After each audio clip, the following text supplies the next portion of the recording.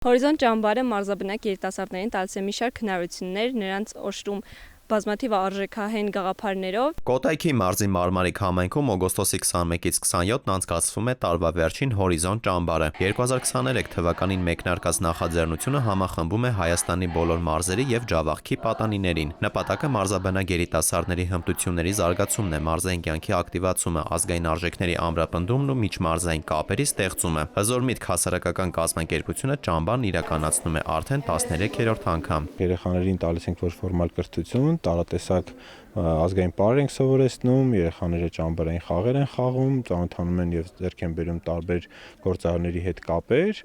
Նմանատիպ ճամբարներն իրականացնում ենք գործընկերների միջոցով եւ այս ճամբարը կազմակերպել ենք Viva հետ համատեղ։ Պատանիների կրթությանը, զարգացման ու համայնքային ներգրավվածությանը նպաստող նախաձեռնության կողքին է նաեւ Viva-ն։ Ընկերությունում համոզված են յուրաքանչյուր ոք անկախ բնակության վայրից պետք է նոր գիտելիքներ ձեռք բերելու եւ սեփական ներուժը բացահայտելու հավասար հնարավորություն ունենա։ Երեխաներն էլ նշում են, որ այստեղ շատ գիտելիքներ են ձեռք բերել։ Նորանոր գիտելիք ենք խաղում ամեն անգամ ճամբար գալուց։ Ամենակարևորը որ սովորել եմ ճամբարում, այդ եղել է ազգային ոգին, ազգային բարերը ու ազգային երգերը։ Այն երեխաները, ովքեր մի փոքր պարփակված են իրենց մեջ, փորձում եմ ամեն ինչ անել, որ սկսեն շփվել ու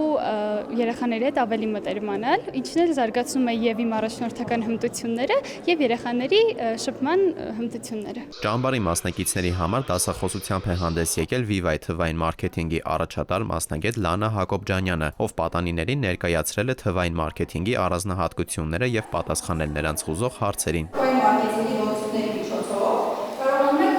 վերլուծել մարդկանց օգտագործությունը, կարողանում եք վերլուծել մարդիկ ինչ են ուզում։ 7-օրյա ճամբարին մասնակցում է շուրջ 80 պատանի, իսկ ընդհանուր ճամբարներին մասնակցել է շուրջ 700 երիտասարդ։ Դավիթ Թադևոսյան, Տիգրան Հունանյան, ժամը լրատվական։